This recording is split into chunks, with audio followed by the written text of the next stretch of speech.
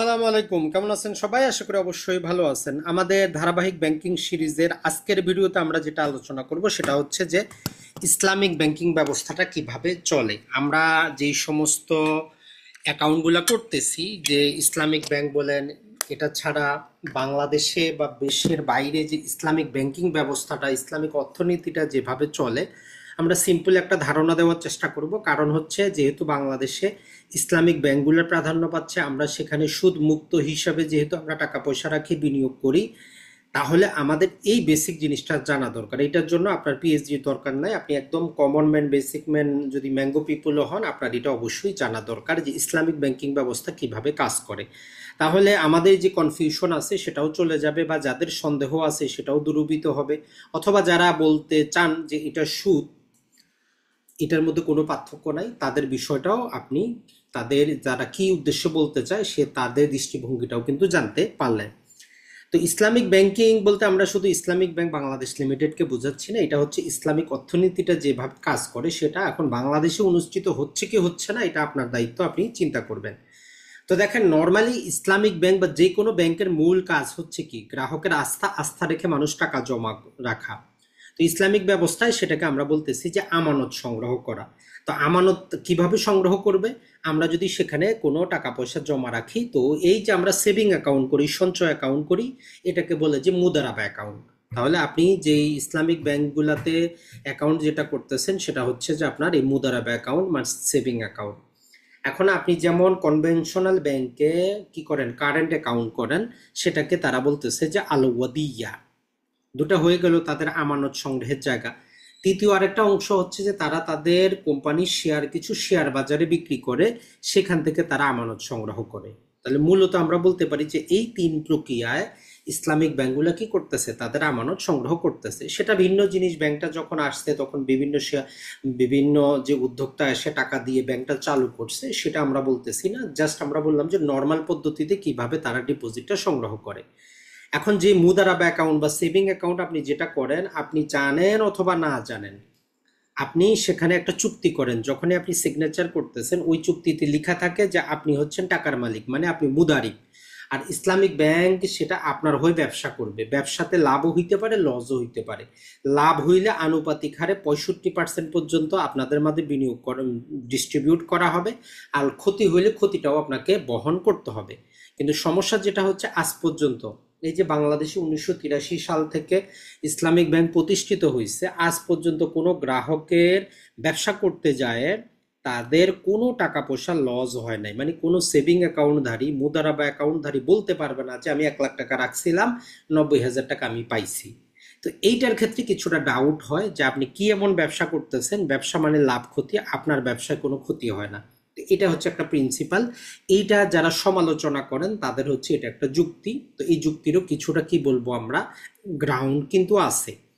তাহলে এই যে মুদারাবা অ্যাকাউন্ট, মুদারাবা পদ্ধতিতে ইসলামিক ব্যাংকগুলো কি করে, টাকা সংগ্রহ করে, একজনের টাকা নেয়, ব্যাংক কি করে সেটা বিনিয়োগ করে, সেখান থেকে ইনকাম করে। 100 টাকা ইনকাম করলে 65 টাকা যারা টাকাটা দিয়েছিল এদের মাঝে আনুপাতিক হারে বন্টন করে দেয়। তো আপনি নর্মালি যদি মুদারাবা অ্যাকাউন্ট খুলতে চান, যে কোনো ইসলামিক ব্যাংকে চাইলে 500 টাকায় খুলতে পারবেন। তো আশা করি আমানত সংগ্রহের একটা পদ্ধতি আপনি বুঝতে পারলেন, মুদারাবা পদ্ধতি। এখন এই যে কয়েকটা ব্যাংক বন্ধ হয়ে যাচ্ছে, তো এই ক্ষেত্রে আপনার কিছু করার নাই, আপনি কিন্তু সিগনেচার করছেন যে আপনার লাভও হইতে পারে, লসও হইতে পারে। তো এখন আমরা যে টাকাটা পাবো 2 লাখ টাকা পর্যন্ত, সেটা হচ্ছে যে আপনার ইন্স্যুরেন্স করা ছিল, সেখান থেকে আপনি কিন্তু পাচ্ছেন। এখন আসি কারেন্ট অ্যাকাউন্ট বা আল ওদিয়া পদ্ধতিতে যেটা হয়। এখানে যেটা বলা হয় যে আপনি আপনার আমানতটা রাখেন, যখন দরকার তখন আপনি আমানতটা সংগ্রহ করেন। তো এই ক্ষেত্রে ইসলামিক প্রিন্সিপালে তারা যেটা করে, আপনার এই টাকাটা ওই চুক্তিতে লেখা থাকে তারা ব্যবহার করবে, কিন্তু আপনি যখন চাবেন তখন দিবে, আপনার কোনো টাকা পয়সা ক্ষতি হবে না, আপনার লাভও দিবে না, লসও আপনার নিবে না। মানে আপনার আমানত আপনার মতোই থাকবে, কিন্তু আপনার টাকাটা তারা ব্যবহার করবে। তবে ইসলামিক প্রিন্সিপাল অনুযায়ী তারা চাইলে আপনারে বাৎসরিক কিছু কিন্তু চাইলে কি করতে পারে, গিফট দিতে পারে, কিন্তু আজ পর্যন্ত কোনো বাংলাদেশি ব্যাংক কিন্তু দেয় নাই। তো অবশ্যই ইসলামিক ব্যাংকগুলোর উচিত আলওয়াদি অ্যাকাউন্টধারী যাদের টাকা পয়সা বেশি জমা থাকে তাদেরকে কিছু গিফট দেওয়া, পত্রিকায় দেওয়া। তার মানে কি আপনি ইসলামিক পন্থা অনুসরণ করতেছেন সেটা একটু দেখানো। এখন আলওদিয়া সম্পর্কে বা কারেন্ট অ্যাকাউন্ট সম্পর্কে আমাদের ভুল ধারণা হচ্ছে এগুলো শুধু কোম্পানি বা ট্রেড লাইসেন্স থাকলে খোলা যায় এমন না, আপনি ব্যক্তি হয়েও ইসলামিক ব্যবস্থার জন্য আলওদিয়া খুলতে পারেন। এখন যেমন ধরেন যে আপনি যদি ব্যাংকিং লেনদেন করতে চান, আপনার জন্য আমি বলি যে আপনি যদি সুদ থেকে দূরে থাকতে চান, একে তো আপনি ইসলামিক ব্যাংকিংয়ে যান, 50% আপনি শিওর হইলেন যে সুদের লেনদেন হয় না। বাকি 50%-এ যে আপনি আল ওদিয়াতে যান, যে আপনি কোনো প্রকার টাকা পয়সাই তাদের কাছ থেকে নিবেন না, লাভ নিবেনই না, আপনার টাকা আপনি রাখবেন, ব্যাংকের খরচ দিবেন। তাইলে যারাই 100% সুদমুক্তভাবে বিনিয়োগ আপনি লেনদেন করতে চান, তাহলে তাদের জন্য হচ্ছে যে কোনো ইসলামিক ব্যাংকের আল ওদিয়া হিসাব, এক্ষেত্রে কোনো প্রকার সরাসরি অপ্রকাশ্য এক্সপ্রেস বলি ইমপ্লাইড বলি সুদের অস্তিত্ব আসবে না। আপনার টাকা আপনি রাখবেন, প্রতি 6 মাসে আরও টাকা পয়সা তাদেরকে দিবেন খরচ হিসাবে। তো এটা করার জন্য 1,000 টাকা সর্বনিম্ন দরকার পড়ে। এখন আসি শেয়ার বাজার থেকে যেটা করে, কোম্পানি তার শেয়ারে 10% বা 20% সে কি করে শেয়ার বাজারে পাবলিকের জন্য সে কি করে বিক্রি করে দেয়। ধরেন যে ইসলামিক ব্যাংকের যদি 100 কোটি টাকা থাকে, তো 100 কোটি টাকার মধ্যে ধরলাম যে 100 কোটি টাকাকে যদি আমরা মোটামুটি 1 লাখ শেয়ারে ভাগ করি, সে 80,000 শেয়ার তার কাছে রাখে, 20,000 শেয়ার বাজারে ছেড়ে দেয় 10 টাকা ফেস ভ্যালু দিয়ে। তখন আমরা সেটাকে বিনিয়োগ করি, যেমন এখন শেয়ার বাজারে চলতেছে তা 34 কি 35 টাকা প্রতি শেয়ার। তো আপনাদের জন্য আমরা যেটা বলবো যে আপনি এই ইসলামিক ব্যাংকগুলোতে মুদারাবা বলেন, নানা প্রকার যে স্কিমে বিনিয়োগ করে আপনার 6%-এর উপরে তারা কোনোটাতেই দেয় না, 3% 4%ও আছে। বেস্ট হচ্ছে আপনি তাদের শেয়ারে বিনিয়োগ করেন। যদি আপনার ইসলামিক ব্যাংকে ভরসা থাকে, তাইলে ইসলামিক ব্যাংকে যে ইনকাম করতেছে শেয়ার বাজারে, সেখানে কেন আপনার ভরসা থাকবে না? অবশ্যই থাকা উচিত। তো এটা হচ্ছে ইসলামিক ব্যাংকগুলোর আমানত সংগ্রহের যদি আমরা বলি মেইন সোর্স।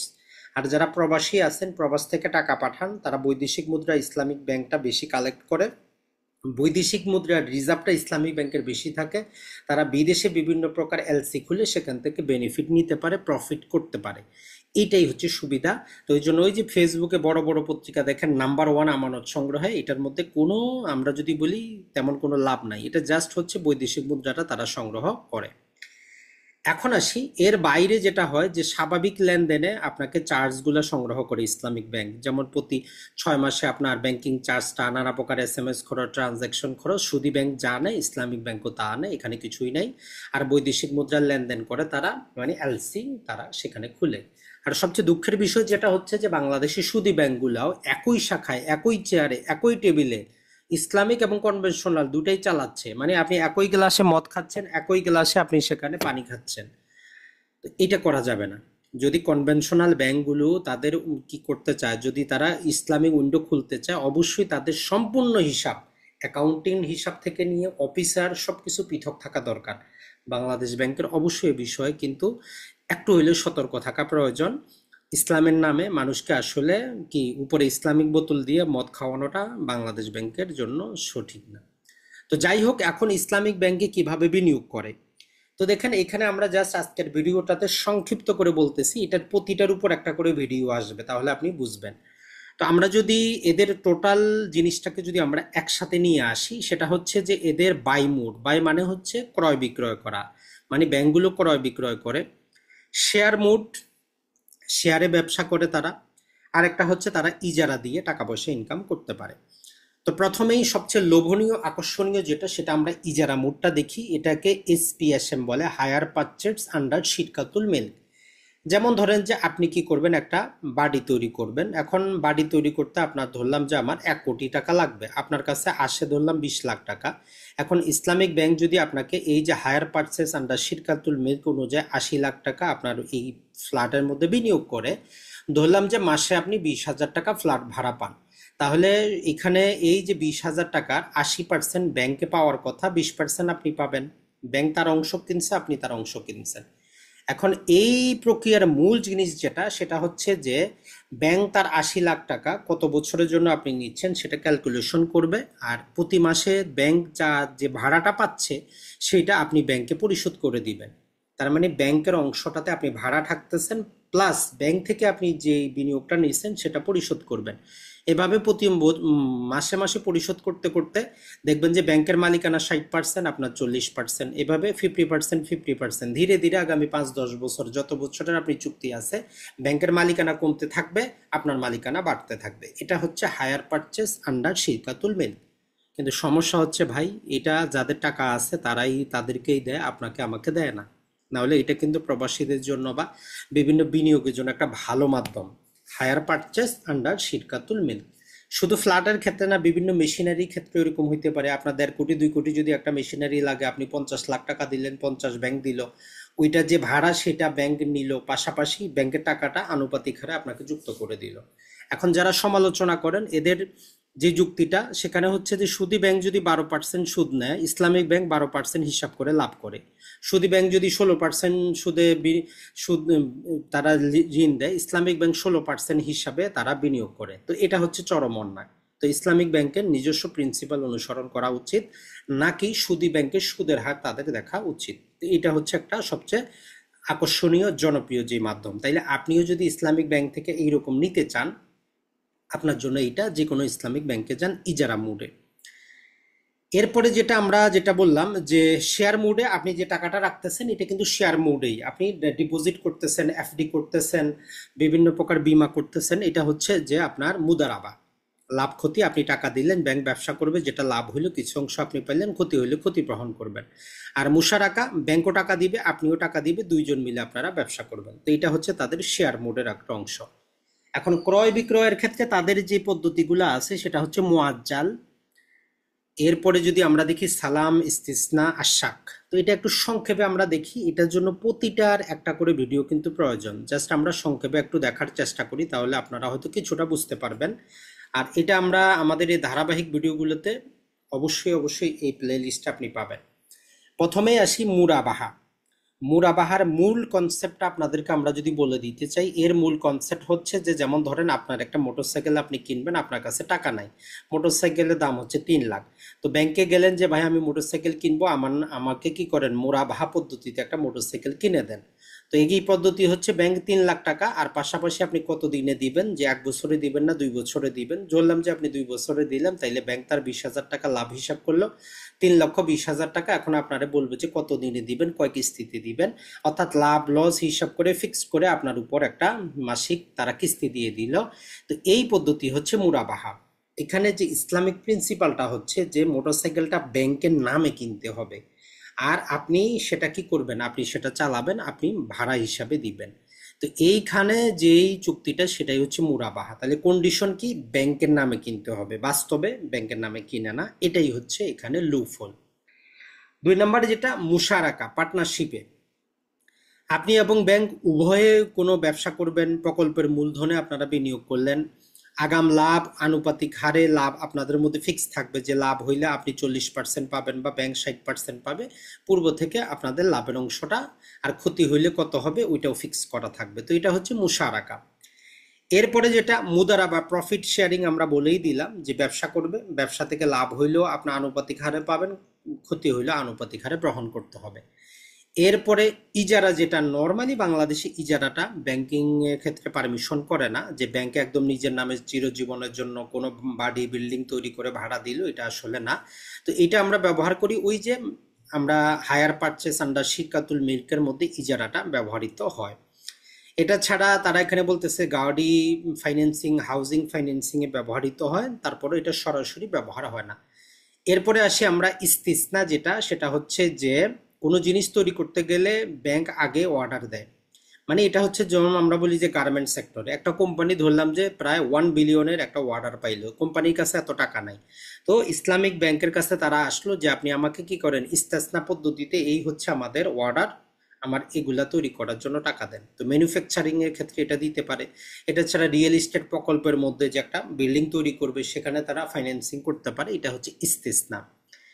এরপরে সেটা হচ্ছে বাই সালাম, সেটা হচ্ছে যে ব্যাংক আগাম টাকা দেয়, আপনি ভবিষ্যতে পণ্য সরবরাহ করবেন। যেমন আমের মৌসুমে রাজশাহী দিকে প্রচুর আম হয়, একটা আম বাগান কিনতে 10 লাখ 20 লাখ টাকা লাগে। কোনো ব্যক্তি যদি এখন ইসলামী ব্যাংকে গিয়ে বলে যে বাই সালাম পদ্ধতিতে আমার এই আম বাগানে আপনি বিনিয়োগ করেন, তো ইসলামিক ব্যাংক কি করবো, এই 10 লাখ টাকা দিয়ে দিল, কিন্তু পণ্যটা ডেলিভারি কবে পাচ্ছে, আরো পরে পাচ্ছে। তো এই রকম পন্থা হচ্ছে বাই সালাম। এরপরে আসি বাই মুআজ্জল, মানে হচ্ছে যে ব্যাংক আপনাকে পণ্য বিলম্বে পেমেন্ট বিক্রি করে মুরাবাহার মতো, তবে লাভের আগে জানানোর বাধ্যবাধকতা নাই, সাধারণত বাণিজ্যিক ফাইন্যান্সে ব্যবহৃত হয়। আমাদের মুরাবাহাতে যেটা ছিল ফিক্সড ছিল, ব্যাংকের নামে কিনলো কত টাকা লাভ করলো সেটা জানাইলো। বাই মুয়াজ্জল পদ্ধতিতে ব্যাংক আপনাকে জানাইতে বাধ্য না কত টাকা তারা লাভ করতেছে, কত টাকা কিনছে, এগুলো জানার কোনো বাধ্যবাধকতা নাই। অর্থাৎ ব্যাংক আপনাকে ব্যাংক কিনে নিল, কিনে আপনার কাছে বিক্রি করলো, কত পার্সেন্ট লাভ করতেছে, কত টাকায় কিনছে আপনাকে বলতে বাধ্য না।